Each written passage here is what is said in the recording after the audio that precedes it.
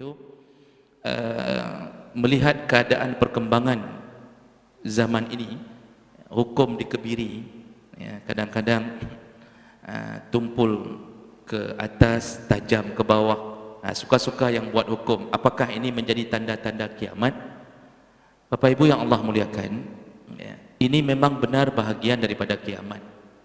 Salah satunya Rasulullah pernah mengatakan dalam hadis riwayat Tabrani, kata Rasulullah ada 6 tanda yang akan segera terjadi kiamat. Salah satunya adalah bai'ul hukmi, terjadi jual beli hukum. Kalau saatnya sudah terjadi jual beli hukum, hukum tidak ditegakkan tapi diperjualbelikan. Siapa sanggup ini, dia yang menang. Itu tanda kiamat akan segera datang. Dalam hadis yang lain, jangan heran, Rasulullah sudah mengabarkan keadaan kita hari ini. Kata Rasulullah, sebelum datang kiamat, ya'ti 'alan nas sanawatin adda'an, akan datang sebelum kiamat tahun-tahun kebohongan. Ini Rasulullah yang katakan langsung. Akan datang sebelum kiamat tahun-tahun sanawat, artinya kejadiannya bertahun-tahun sebelum kiamat datang. Tahun apa itu? Khadda'an, yaitu tahun kebohongan. Bagaimana bohong? Rasulullah langsung menjelaskannya. Yukazzibu fiha al-amin wa yu'amminu fiha al-kadhib. Orang yang jujur dianggap bohong, orang yang bohong dianggap jujur. Wa ya'taminu fiha al-kha'in wa yukhawwinu fiha al-amin. Yang amanah dianggap khianat, pengkhianat dianggap orang amanah. Lalu kata Rasulullah, lalu muncullah di tengah-tengah itu ar-ruwaibidah.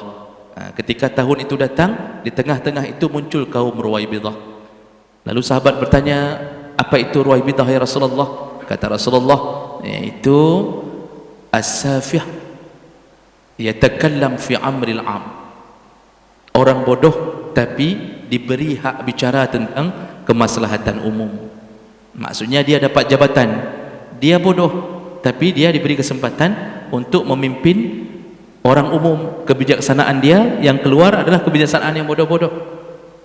Kata Rasulullah, tahun itu kalau sudah datang, maka tunggulah, tidak lama lagi akan terjadi kiamat. Jadi sebenarnya apa yang kita rasakan hari ini, itu semuanya menunjukkan kebenaran mukjizat Nabi sallallahu alaihi wasallam. Kita telah berada di bawah lindungan Rasul yang benar. Apapun yang beliau katakan 1400 tahun yang lalu, semua terjadi. Semua terjadi. Nah, hari ini rasakanlah bagaimana di tengah-tengah kita yang berusaha menegakkan kejujuran, maka dia akan ditenggelamkan. Yang kemudian terbiasa berbohong, malah dia akan dijadikan sebagai seakan-akan panutan. Begitu keadaannya hari ini.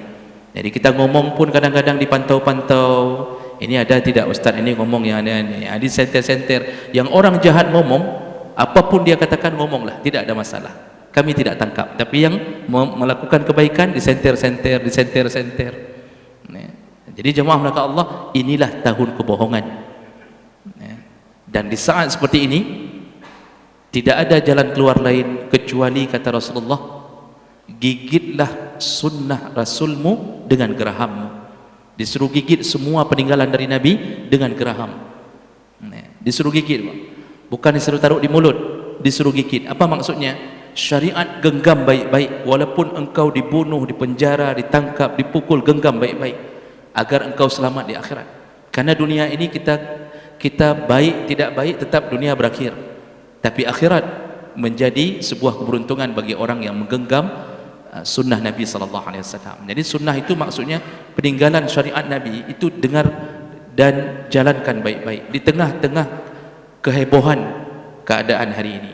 Ini jemaah mereka Allah, maka apa yang terjadi hari ini adalah bahagian kebenaran Nabi sekaligus menjadi tanda akan segera datangnya kiamat. Ini tidak lama, Pak. Kita hanya menunggu satu fase lagi. Ini kita fase Jabbarian ini. Kata Rasulullah ada 5 fase dari fase Rasulullah. Kita ni masa fase kediktatoran, semua negara kediktatoran. Fase berikutnya yang kita tunggu adalah fase turunnya Imam Mahdi, turunnya Nabi Isa dan munculnya Imam Mahdi alaihi wassalam. Ketika mereka berdua muncul, dunia aman, mereka memerintahkan langsung, syariat kembali dijalankan, orang semuanya taubat, mereka membunuh Dajjal di salah satu pintu Masjidil Aqsa. Mereka berhasil membunuh Dajjal, lalu kemudian dunia kembali beragama dengan baik sampai Nabi Isa wafat. Ini belum wafat Nabi Isa, wafatnya nanti. Jadi kalau ada tertulis di kalender wafat Isa al-Masih, itu menunjukkan kebohongan. Jadi jamaah belaka Allah, menurut versi Islam Nabi Isa tidak wafat, nanti wafatnya setelah turun, baru wafat. Imam Mahdi juga wafat. Setelah itu langsung masuk ke fase yang terburuk. Semua orang kembali bermaksiat, seburuk-buruknya maksiat, lebih buruk daripada hari ini. Ketika itulah datangnya kiamat. Ketika itu datangnya kiamat. Namun jangan mengira itu masih lama. Jangan mengira itu masih lama, karena kita tidak menyadari kadang-kadang sudah berada di tengah-tengahnya.